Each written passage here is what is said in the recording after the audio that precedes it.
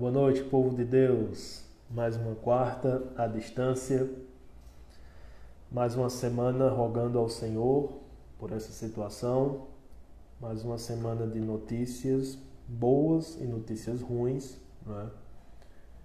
E rogando ao Senhor também pela família daqueles que têm perdido entes queridos, rogando pelos Estados Unidos também, essa efervescência e muitas pessoas sofrendo.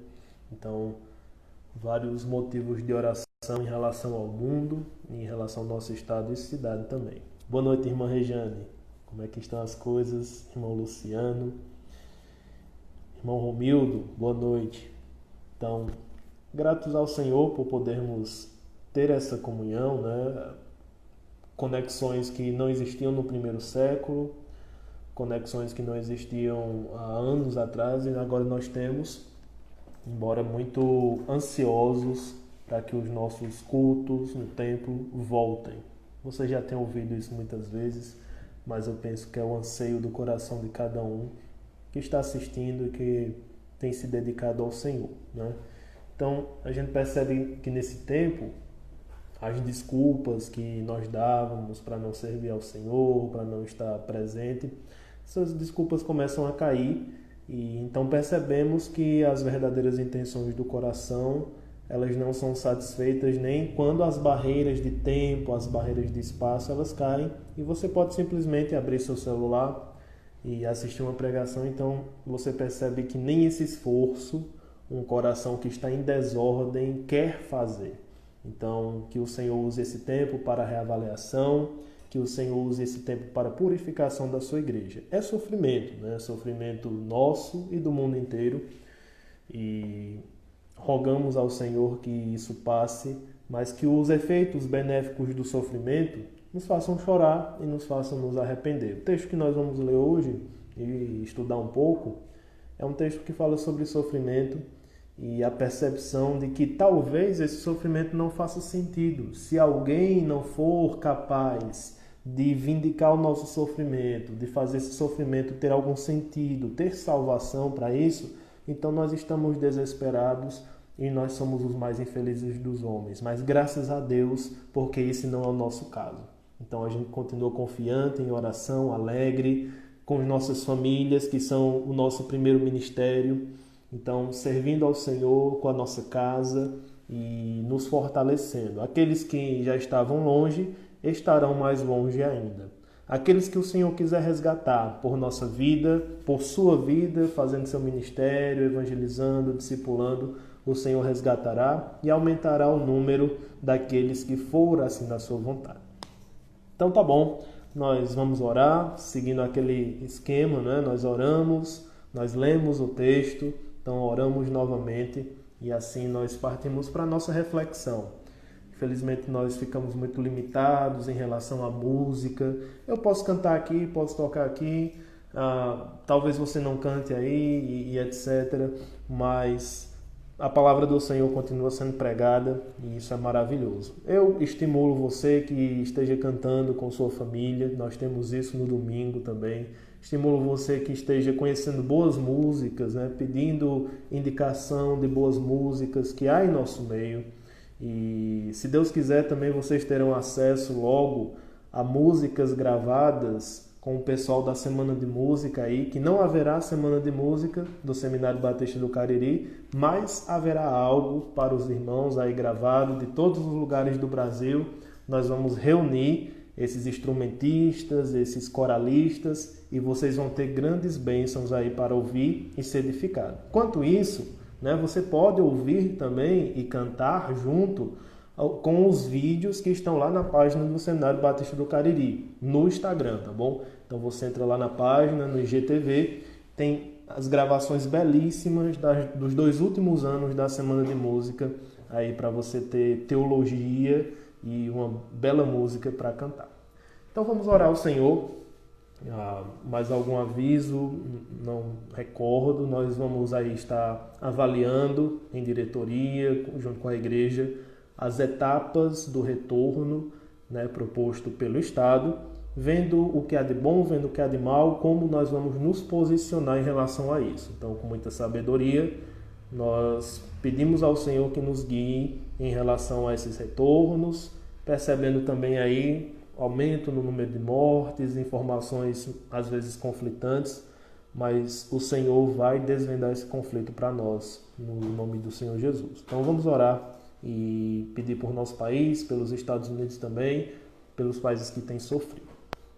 Santo Deus, queremos entregar em Tuas mãos o Teu povo que está espalhado, como lemos no livro de Apocalipse, de vários povos, línguas, costumes, alguns mais ricos, outros mais pobres, alguns sofrendo perseguição, outros com uma vida mais tranquila. Todos esses, Senhor, nós reconhecemos que estão sobre um estado pecaminoso, não são justos diante de Ti. Então, em alguma medida, todos eles sofrem e nós te rogamos por isso. Te rogamos pela condição que tem sido imposta sobre nós, relacionada ao vírus e com muitas cargas estatais e pressões de vários lados sobre o comércio e a saúde também. Rogamos, Senhor, que o Senhor desvende esse nó, mostre-nos uma saída, ainda que saibamos que é uma saída temporária, porque este mundo está caminhando para o fim. Mas mostre uma saída temporária para que Tua igreja, que ainda está sobre a terra, possa servir melhor, possa estar unida. E se for o caso, Senhor, o Senhor mostre o momento também da igreja se levantar e falar contra o Estado, falar contra aqueles que estão na liderança, dá sabedoria ao Teu povo, Senhor. Nós rogamos que o Senhor abençoe os Estados Unidos também, a efervescência da luta racial que tem ressurgido. Rogamos pelos familiares daqueles que têm perdido seus entes queridos para o racismo, para uma vontade de superioridade que faz parte do coração humano, independente de raças, mas a vontade de dominar sobre o outro, de ser superior sobre o outro. Rogamos que o Senhor minimize os efeitos disso na sociedade, usa a igreja, usa o cristianismo para mostrar que todos são aceitos sob Jesus Cristo, todos são iguais diante de Jesus Cristo. Ajuda-nos, Senhor, a fazer diferença nesse mundo, também para minimizar os efeitos e o sofrimento que o pecado traz sobre este mundo. Até o momento que o Senhor arrebatar a Tua igreja, nós rogamos que façamos nosso papel melhor do que nós fazemos hoje. Em nome do Senhor Jesus Cristo, nós oramos. Amém. Então vamos aqui ler, tá bom? A nossa reflexão hoje está em Apocalipse capítulo 5. Então nós vamos ler dos versículos 1 ao 6. E aqui eu já quero dar um aviso para você. Essa é a primeira parte da nossa reflexão. Nós vamos continuar refletindo em Apocalipse 5, na próxima quarta. E nós vamos dar ter um hiato, aí, uma paralisação, porque esse que vos fala precisa estudar melhor alguns meses, ler alguns livros para continuar perseguindo esse caminho do livro de Apocalipse, tá bom? Então percebe-se que é um livro muito complexo, muito denso, então é necessário mais estudo. Então nós vamos parar aqui e dar graças a Deus pelo que temos visto. O vislumbre do céu é maravilhoso, não é? Para mim tem sido muito bom. Então nós vamos continuar depois no momento oportuno, tá bom? Que o Senhor escolher. Então vamos ler juntos, convido você, se está na sua casa, de maneira simbólica também, é importante que você leia a sua Bíblia junto com sua família. Seus filhos estão vendo, né? E eles irão copiar você no futuro, tá bom? E talvez copiar um pai ou uma mãe com o celular, vendo a Bíblia no celular, seja mais difícil de copiar. Então, a Bíblia aí na mão é a imagem que nós queremos na mente dos nossos filhos, né? Vamos ler Apocalipse capítulo 5, versículos 1 ao 6. Vi na mão direita daquele que estava sentado no trono um livro em forma de rolo, escrito por dentro e por fora, e selado com 7 selos. Vi também um anjo forte que proclamava com voz forte: quem é digno de abrir os selos e abrir o livro? Ora, nem no céu, nem sobre a terra, nem debaixo da terra, ninguém podia abrir o livro, nem mesmo olhar para ele. E eu chorava muito, porque ninguém foi achado digno de abrir o livro, nem mesmo de olhar para ele. Então um dos anciãos me disse: não chore. Eis que o leão da tribo de Judá, a raiz de Davi, venceu para quebrar os 7 selos e abrir o livro. Então vi, no meio do trono e dos 4 seres viventes, e entre os anciãos em pé, um cordeiro, que parecia que tinha sido morto. Ele tinha 7 chifres, bem como 7 olhos, que são 7 Espíritos de Deus, enviados por toda a terra. Amém. Glória a Deus por sua palavra. Que tudo isso se cumpra, seja aplicado no nosso coração, a percepção do Cordeiro de Deus como aquele que é vencedor. Vamos orar ao Senhor, já preparando o nosso coração para a meditação da sua palavra. Precisamos da ação do Espírito Santo, enviado por Cristo sobre a terra, para que nós conheçamos dele, para que nós percebamos a centralidade do Senhor Jesus Cristo. Convido você a orar, tá bom? Ore contrito ao Senhor. Aproveite este momento para pensar e para refletir naquilo que o Senhor requer de nós. Vamos orar? Deus, novamente em Tua presença, adentramos diante do trono santo e sabemos que essa entrada foi garantida, foi comprada pela morte na cruz. Obrigado, Senhor. Obrigado por podermos orar. Quarta-feira é um dia que é especial e se reveste desse ar, dessa nobreza, porque é o dia que tua igreja tem escolhido na semana para orar juntos. E pressupondo que as nossas orações diárias têm sido levantadas, têm saído das chaminés dos nossos telhados e têm subido ao céu. Orações de idosos, pessoas que já falaram muito contigo, carregadas de experiências com o Senhor. Oração daqueles que acabaram de conhecer a Ti, que estão tão empolgados e às vezes não sabem orar, estão constrangidos. Oração de crianças tão puras, curtas, mas com uma vontade imensa de Te conhecer. Orações, Senhor, por vezes mal feitas, feitas às pressas, orações cheias de intenção pecaminosa, todas essas o Senhor conhece. E o Senhor, em sua graça, tem abençoado o teu povo. E diante dessas orações, a reunião semanal também nos faz ter saudade de estar juntos. Mesmo poucos, alguns trabalhando, outros muito cansados, mas estávamos ali, sendo base para a vida de outros, orando juntos. Graças a Deus, Senhor, porque a oração não requer totalmente que estejamos em comunidade, nós podemos orar em cada canto do planeta e assim o Senhor nos ouvirá, porque o Senhor é onipresente e glória a Ti por isso. Te rogamos que as orações se levantem em comunidade, Tua igreja seja uma igreja reconhecida por orar e pedimos, Senhor, diante de Ti, por meio dessas orações, que proteja o Teu povo, que abençoe o Teu povo, mas que abençoe para que deem frutos, frutos dignos de justiça, de arrependimento, frutos para que outros colham também os frutos do Evangelho em sua vida. Rogamos ao Senhor que esse tempo tenha sido tempo de santificação, tenha sido tempo de purificação, tenha sido tempo de aperfeiçoamento nos ministérios que cada um já tem se dedicado, tenha sido tempo de pensar o que está errado, o que precisa ser consertado, tempo de rever as prioridades, Senhor. Nós rogamos que tudo isso esteja sendo cumprido na vida dos Teus servos e nos usa para aplicar a Tua palavra no coração de cada um. Pedimos que o Espírito Santo esteja sobre nós nesse momento. Amém. Então vamos prosseguir aqui pensando sobre esta visão, tá bom? Existem 2 frases que se repetem muito em Apocalipse e é necessário que nós percebamos essas frases para que nós entendamos as cenas que estão acontecendo. Então tem a frase que inicia o capítulo 4, eu já comentei com você, né? Depois dessas coisas. Então, depois dessas coisas, geralmente indica uma cena nova. Então, agora nós estamos passando para outro capítulo da história. Quando nós vemos outra frase, que é o vi ou então eu vi, geralmente não quer dizer que é outro capítulo, como depois dessas coisas, mas quer dizer que é uma sucessão de eventos dentro da mesma cena, entende? Então o capítulo 4, basicamente, ele está construindo o cenário o cenário do trono móvel de Deus, lembra?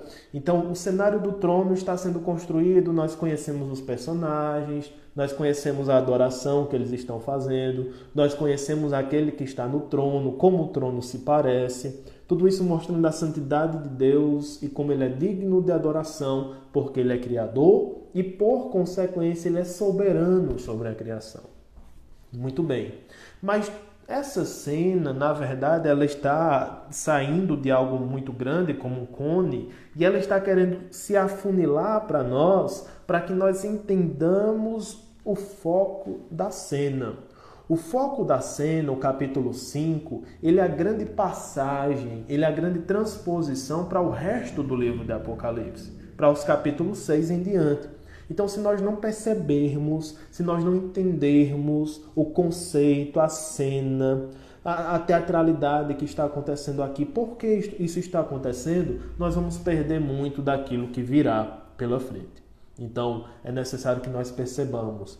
João foi ao céu, João subiu ao céu, João está vendo uma cena, e essa cena é crucial para entender os desígnios de Deus para a humanidade. Lembre, Deus já foi designado como soberano, mas há algo que está faltando.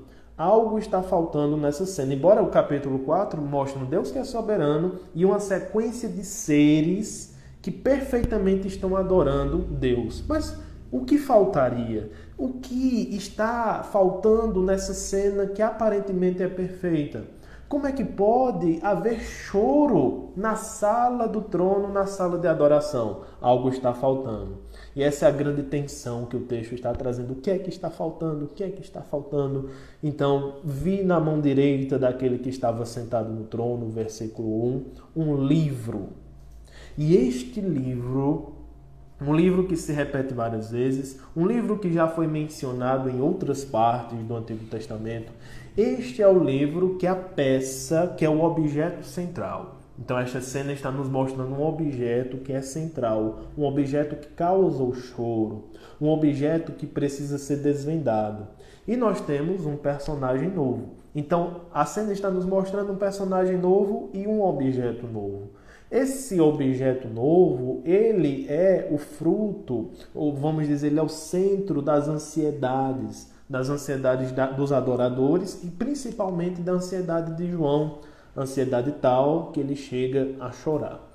Então, esse livro é descrito como um rolo que está escrito por dentro e por fora e selado com 7 selos.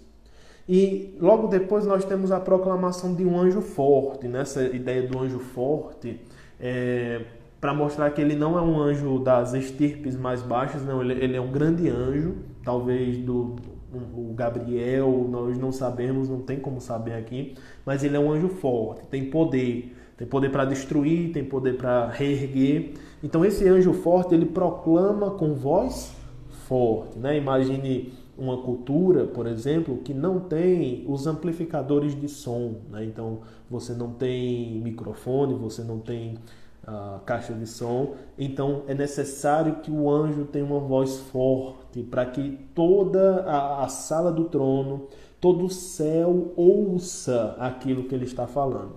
E a proclamação de um anjo forte, e você já deve se perguntar, por que um anjo tão grande é chamado para proclamar isso? Por que não é chamado um anjo de uma estirpe mais baixa? Nós vamos perceber porque é o problema central aqui. Então, se é o problema central, o anjo mensageiro que vai trazer a pergunta, que vai trazer o convite, ele precisa ser um anjo dos mais poderosos. Então, é um anjo forte, com uma voz forte, que diz: quem é digno de quebrar os selos e abrir o livro? Quem é digno? E essa é a grande pergunta. Esse é o grande questionamento que traz ansiedade. Quem é digno de quebrar os selos e abrir o livro? Agora nós precisamos parar e pensar sobre o objeto em si. O que significa este livro? O que há neste livro? Por que esse livro precisa ser aberto? Então, você está me acompanhando e já percebe que o livro de Apocalipse é um livro onde nós precisamos desvendar as imagens estão acontecendo, as imagens são muito complexas por vezes, e muitas vezes as imagens estão sobrepostas. Então não é uma imagem só, é um livro. Não, é um livro que está escrito por dentro e por fora e que tem 7 selos. Então essa sobreposição de imagens complica ainda mais. Então o fluxo da pregação em Apocalipse, o fluxo do entendimento, é primeiro girar a chave desses símbolos, girar a chave de entendimento, para assim nós percebermos quais são as grandes verdades que estão aí. Mas, meu irmão, não se preocupe. Qualquer cristão com o Espírito Santo consegue compreender aqui que Jesus é o único digno de abrir o rolo, mesmo que não entenda bem o que é o rolo. Mas graças a Deus por isso. Ontem eu estava comentando, e para ter um entendimento mais profundo de Apocalipse, para que nós tenhamos uma percepção melhor, uma interpretação melhor, é cobrado de nós algumas questões. E uma das principais questões é o entendimento, é uma compreensão do Antigo Testamento. Então, não é só a compreensão dos profetas. Entender os profetas, especialmente Ezequiel, Daniel, é um grande pré-requisito aqui. Nós vamos, inclusive, ler Ezequiel e Daniel para perceber a questão do livro, tá bom? Mas, não só esses livros. Os livros de Levítico, de Êxodo, tudo isso aqui está sendo trazido à tona. Nós lemos no versículo 6, um cordeiro que parecia morto. É o livro de Êxodo. É a percepção do sacrifício, do cordeiro como sacrifício. Então Apocalipse cobra um ápice, um cume de você ter lido toda a Escritura. Toda a Escritura. E lido com pensamento, lido com o coração, lido com a vontade de entender, certo? Sem pular as partes. Isso é crucial. Outra coisa que é crucial, que nem sempre nós temos, graças a Deus pelos estudiosos, pelos livros, é a percepção do contexto do próprio João. Então João, ele tem um contexto de Roma, tem um contexto grego também. Então ele tira por vezes as imagens daqueles contextos. Por exemplo, a mornidão lá da Filadélfia. Então, entender o que é uma água fria, o que é uma água quente, o que é uma água morna, isso é possível compreendendo a geografia daquele local, e etc. O livro aqui, no nosso entender, parece ser uma sobreposição de um rolo grego, romano, na verdade, que eu vou explicar, e também de um entendimento hebraico do Antigo Testamento sobre o que seria esse rolo. Então parece ser uma sobreposição, principalmente pela questão dos selos, tá bom? Vamos entender um pouco melhor aqui? Convido você a ler Ezequiel, capítulo 2, onde nós temos também a entrega de um rolo, aqui no caso ao profeta.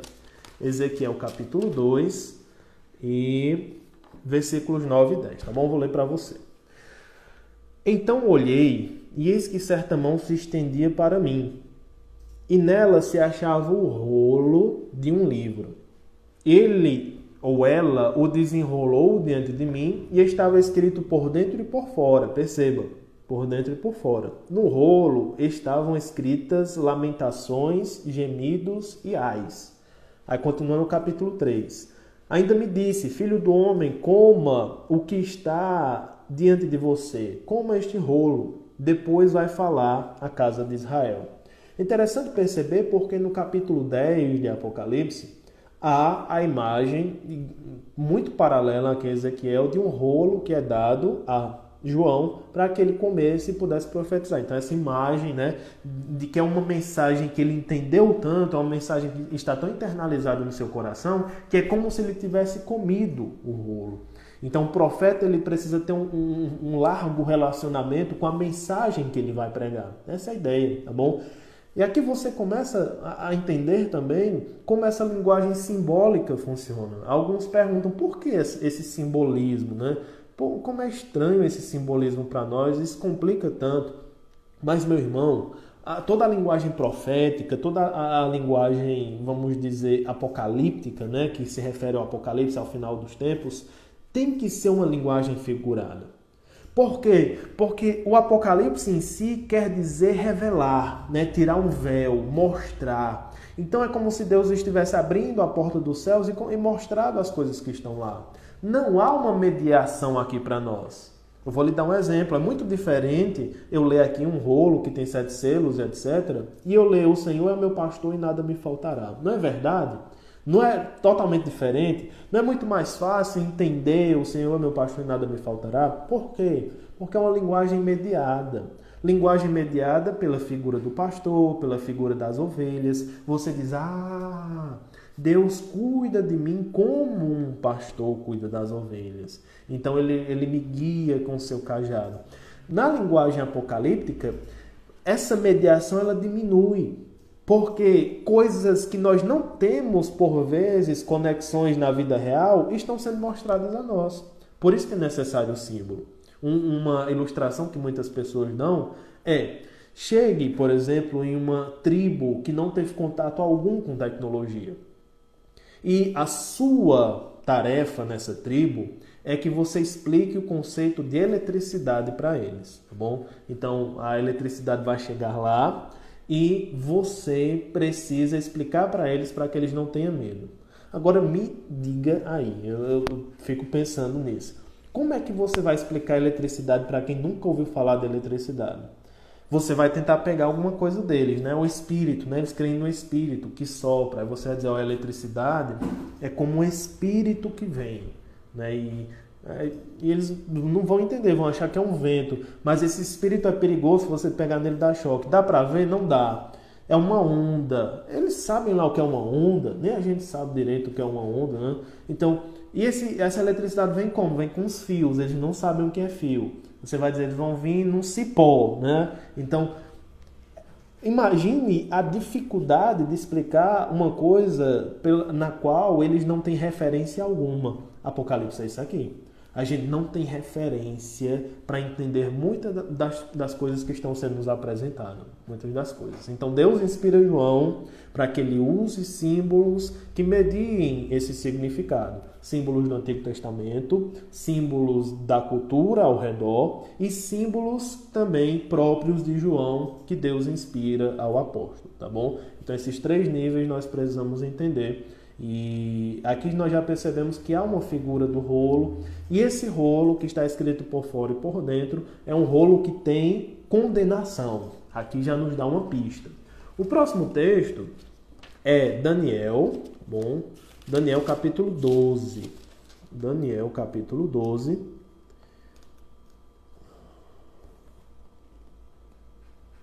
Versículo 4. Bom, então se você está acompanhando Daniel capítulo 12, versículo 4, diz assim: quanto a você, Daniel, encerre as palavras e cele o livro até o tempo do fim. Muitos correrão de um lado para o outro e o saber se multiplicará. Então, aqui nós temos o acréscimo da ideia do selo, né? Lembra que o livro de Daniel também, muito paralelo ao Apocalipse, está mostrando os estágios que vão preceder a vinda do Senhor Jesus Cristo. Tanto a primeira vinda como a segunda vinda. No caso do Apocalipse, somente a segunda vinda, Daniel as duas, né? Então, Deus diz a Daniel: olha, o tempo está próximo. Pegue essas palavras, pegue essa revelação e cele. Aqui já percebemos que o rolo também pode querer dizer acontecimentos futuros. Então você pega Ezequiel, junta com Daniel, condenação, virá ais, lamentações, e Daniel a ideia de um futuro desvelado nesse rolo, tá bom? Em Roma, há várias posições, eu não quero falar de cada uma delas sobre o que é este rolo, né? Alguns dizem que é o próprio Antigo Testamento, que Jesus consegue finalmente abrir, mostrar o significado. Então, essas mais estranhas eu não vou falar sobre elas. Existem duas aqui que são lógicas, uma que se refere ao contexto romano e uma que se refere ao Antigo Testamento, e nós vamos juntar as duas, para mim é o caminho mais tranquilo. Então, a ideia de um rolo com palavras dentro e fora e selado, nós temos essa figura em Roma, entre os romanos, com a ideia de um contrato, certo? Então, é um contrato que serve para várias coisas. Dentro de Roma, essa figura do rolo, escrito por dentro e por fora, com selos. Então, pode ser contrato de casamento, pode ser até divórcio, são encontrados. Então, temos uma infinidade de contratos aí. essa imagem não parece ser estranha, tá bom? Porque ao quebrar os selos, a ideia de que o contrato está sendo finalmente mostrado, com suas maldições para quem quebrar o contrato, como também com as bênçãos daquele que estão, enfim, obedecendo às pautas do contrato. Então seria mais ou menos Deus revelando a sua aliança e revelando as condenações finais de quem quebrou essa aliança e as bênçãos finais de quem obedeceu à sua aliança. A outra imagem é que nós já vimos, né? Deus revelando o curso da história com condenação e com bênção também. Então, em resumo, nós poderíamos dizer que Deus está ali, soberano, né? O rolo está em sua mão. Isso mostra que o rolo está investido de soberania, né?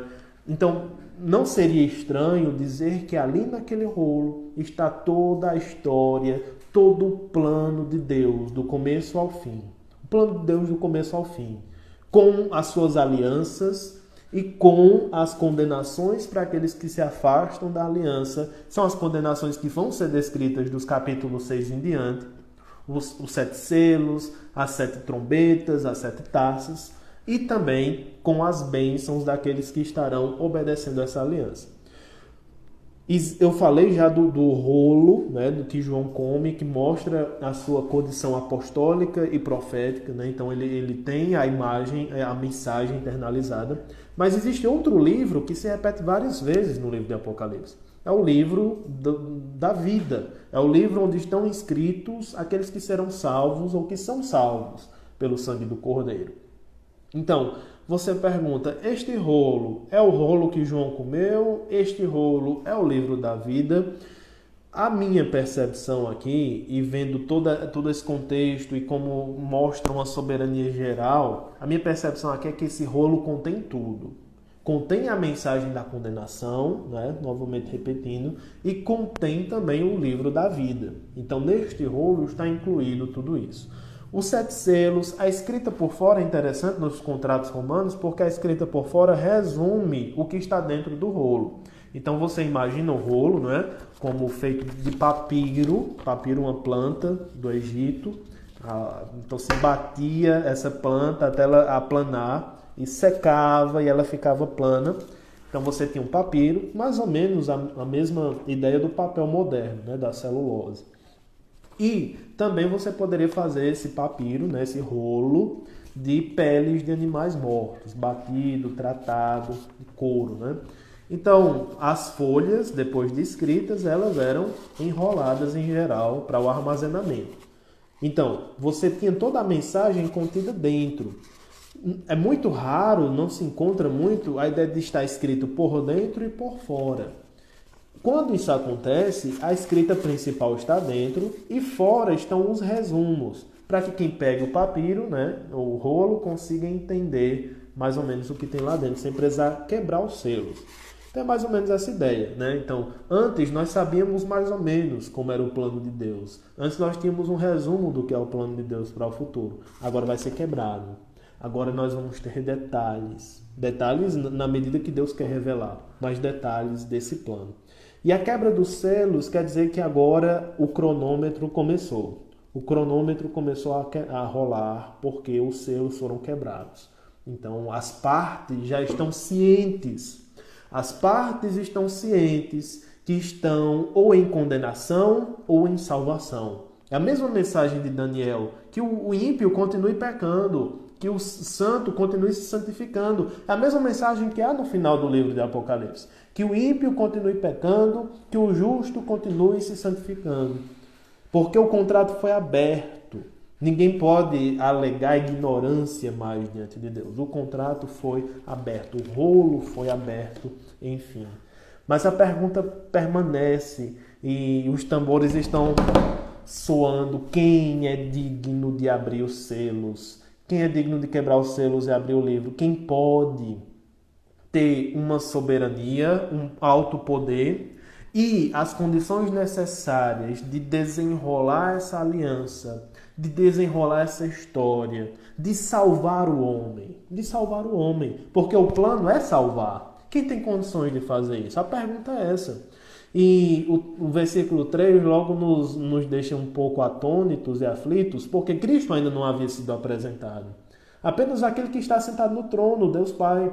Então, você começa a pensar quem? Se você não conhece Cristo, né? Se você não sabia quem Ele era, você talvez ficasse aflito mesmo. E por isso que Apocalipse é um bom livro para pregar o Evangelho, para evangelizar. Quem pode desenrolar a história humana? Quem pode desenrolar o plano de Deus? Quem pode revelar isso? Quem pode efetivar isso? Ora, nem no céu, nem sobre a terra, nem debaixo da terra. Uma figura de linguagem para mostrar em lugar nenhum. Ninguém podia abrir o livro, nem mesmo olhar para ele. Sabe o que é interessante? Porque a cena do capítulo 4 talvez nos deixasse um pouco empolgados, um pouco animados, um pouco otimistas, para que um dos 24 anciãos, para que uma das 4 criaturas viventes pudessem abrir. Afinal, são seres santos. Não é?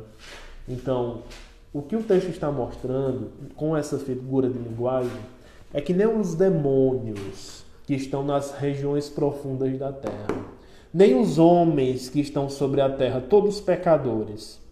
E aí você até entende, né? Os demônios, a nata da depravação. Os homens, como Paulo fala, não há um justo, nem um sequer, todos se encontram em um estado de impossibilidade, de incapacidade. Mas você chega no céu. Nem no céu não há ninguém que possa fazer isso. Nem no céu. Porque não tem a soberania suficiente e não tem os requisitos suficientes para efetivar essa aliança. Então, João chora. Esse é o momento mais triste. Esse é o momento mais angustiante. Já imaginou alguém chorar no céu? É uma pergunta que nós devemos fazer. Por que João chorou? É interessante, tem comentadores, né? Tem comentaristas de Apocalipse que dizem que João chorou de maneira formal, apenas como para mostrar seu espanto. Que loucura, né? Existem alguns verbos para chorar nas Escrituras, e o que é usado aqui é o mesmo do Senhor Jesus em relação a Lázaro. Então, é um choro, e o texto complementa, ele chorou em alta voz, tá bom? Aqui na minha tradução diz, eu chorava muito, mas a tradução literal é, e chorou ele em alta voz. E não era é um choro de desespero, sabe aquela pessoa que está em cima do caixão, que precisa enterrar o seu ente querido, ele está ali se apegando desesperado. Esse é o choro de João. Por que ele chorou tanto? Agora lembra, João velho, João preso, irmãos sofrendo, igreja sendo perseguida, João no céu, João vendo a história toda ali, o rei soberano, o sofrimento seus e da igreja descritos ali, e ninguém pode abrir, e ninguém pode efetivar isso. Será que o sofrimento dos meus irmãos foi em vão? É isso que faz João chorar, porque só faz sentido se alguém abrir esses selos. Só faz sentido morrer por Cristo se essa salvação é segura. Se alguém morreu e ressuscitou e venceu. Só faz sentido se isso acontecer.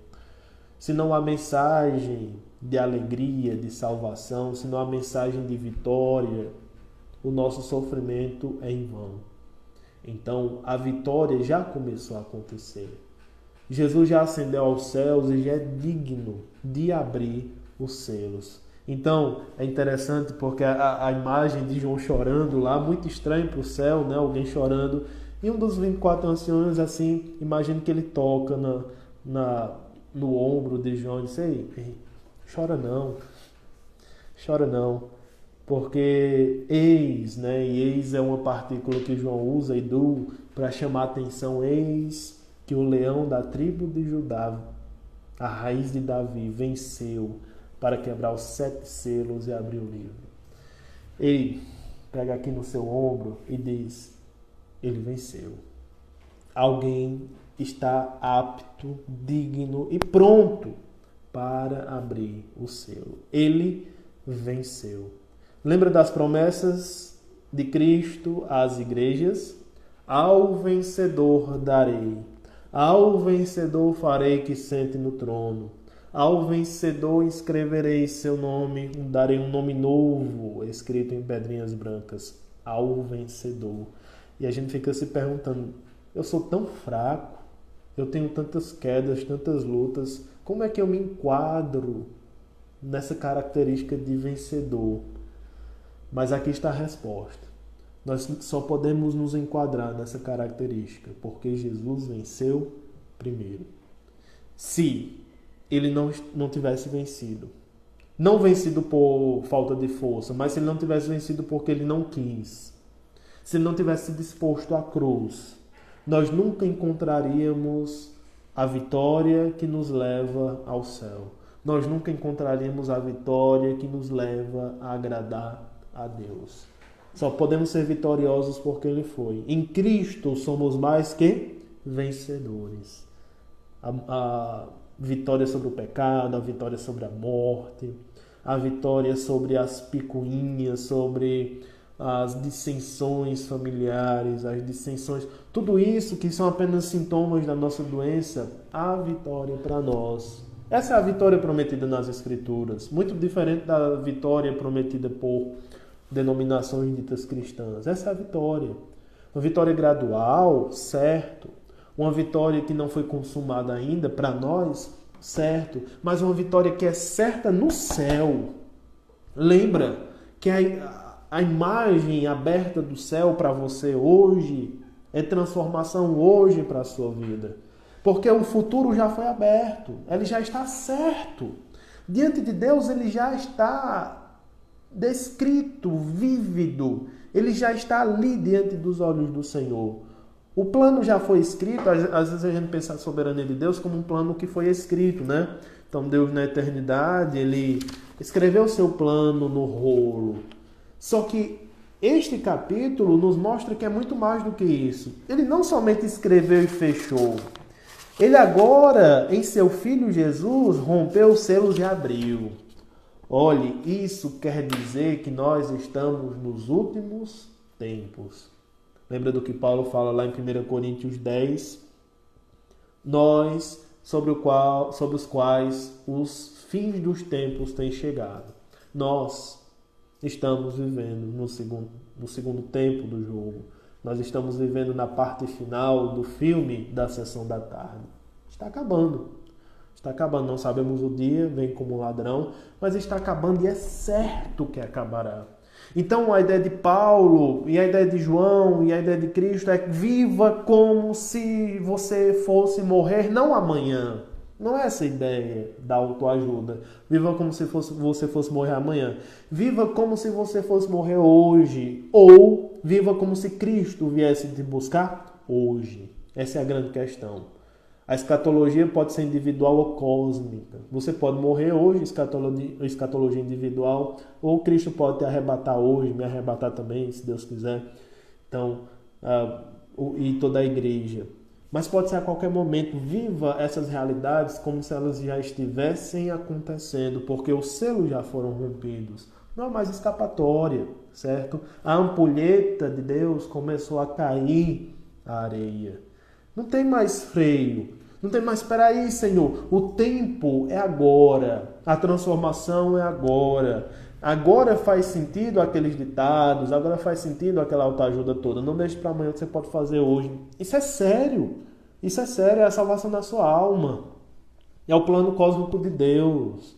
Então, não se arrependa de algumas coisas. Não se arrependa. Não se arrependa de não ter pregado o Evangelho. Não se arrependa de não ter se santificado.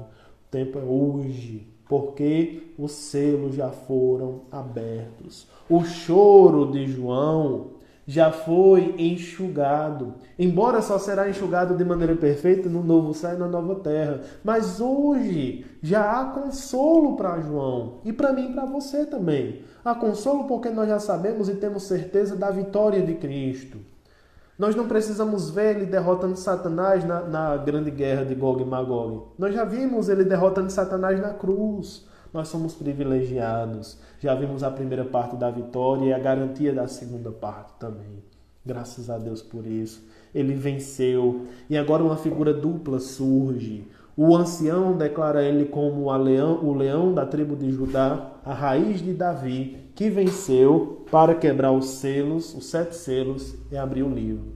Então ele é o leão da tribo de Judá, vem de Gênesis e outros livros, essa designação.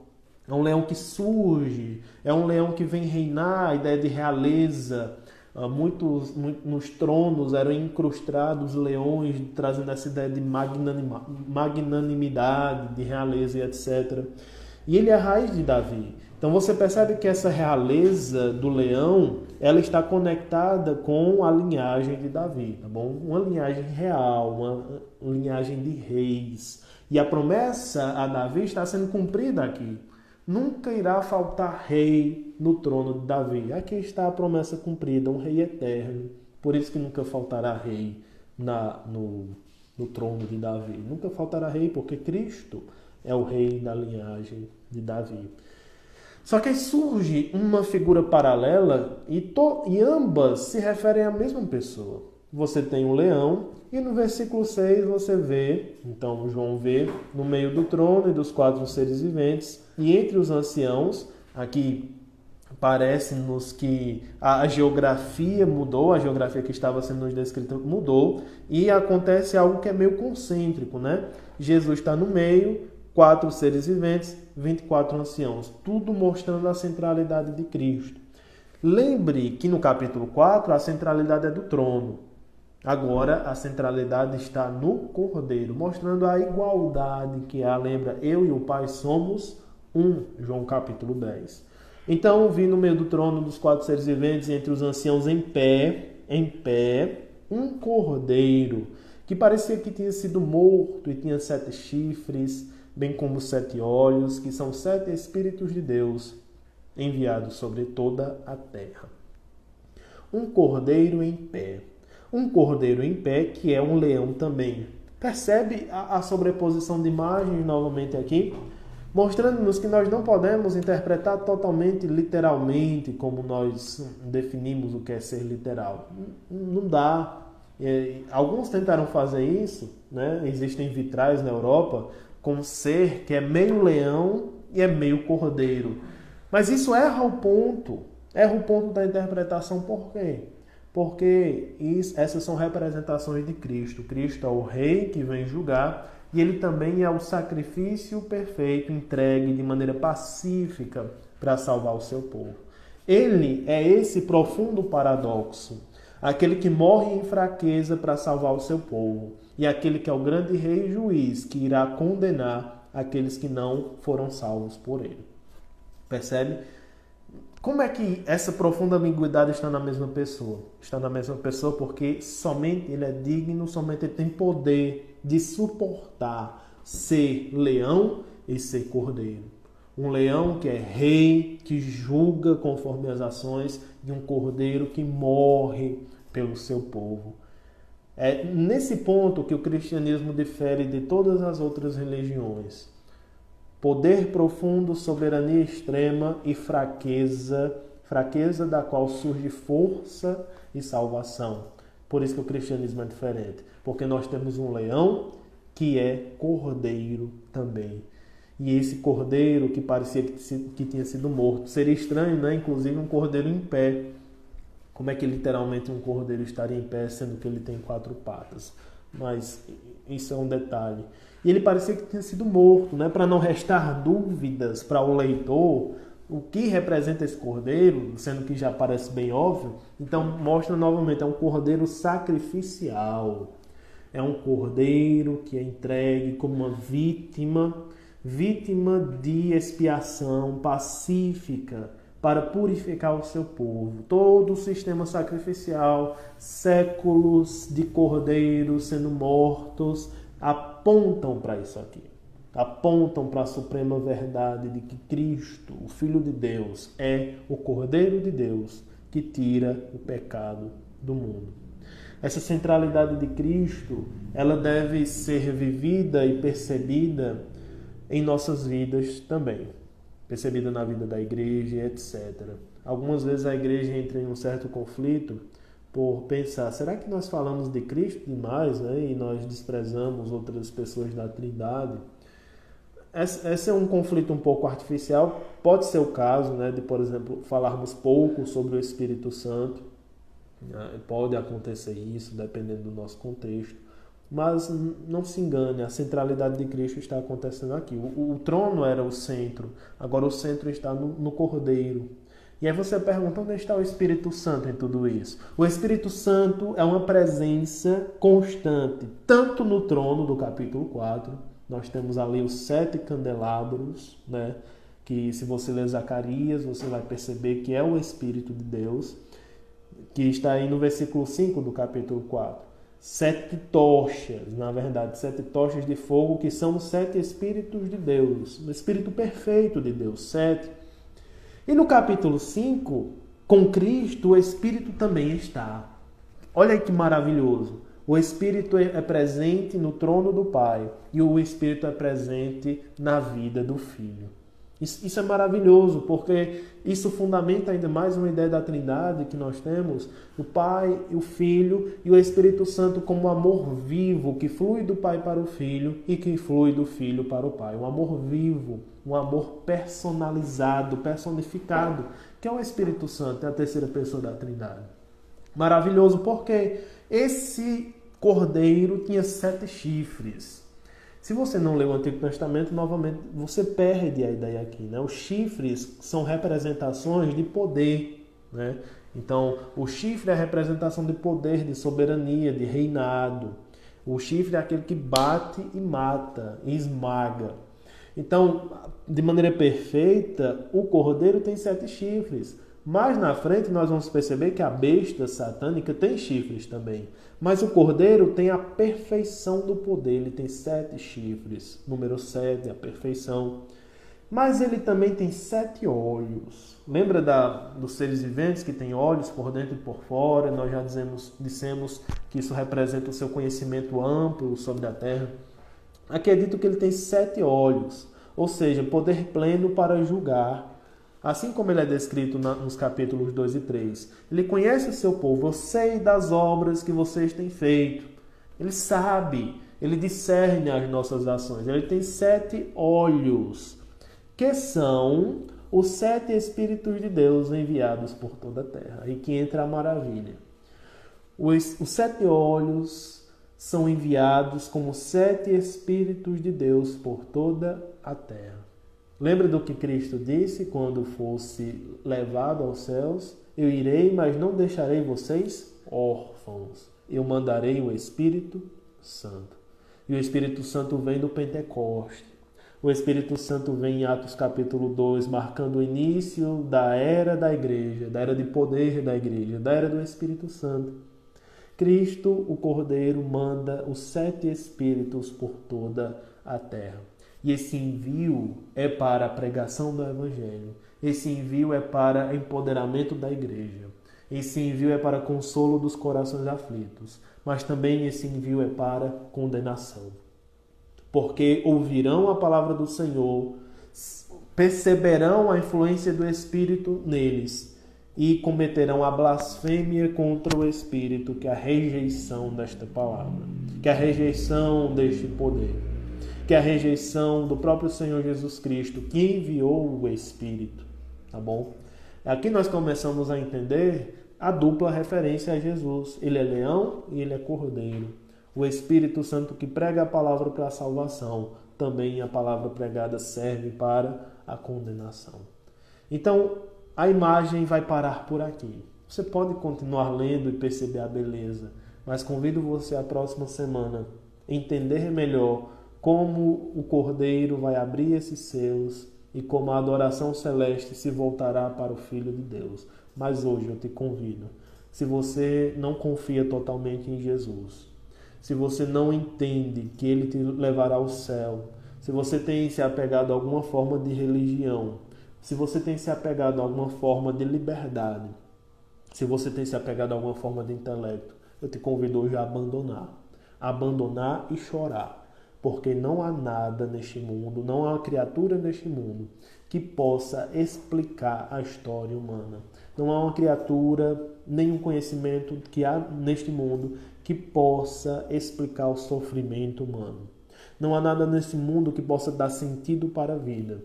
Não há nada neste mundo que possa efetivar salvação eterna para a sua alma. Não há nada neste mundo, a não ser Jesus Cristo. Então, é necessário que você chore com João. É necessário que eu chore com João, porque ninguém é digno. Todos pecaram diante de Deus. Convido você a confiar a sua eternidade ao Senhor Jesus Cristo. E que essa confiança, essa salvação seja demonstrada por meio de frutos e da convivência com os santos que também declaram a mesma verdade. Quem é digno? Jesus Cristo, Cordeiro, o leão da tribo de Judá. Ele é digno. Que essa verdade seja vivida por nós. Amém.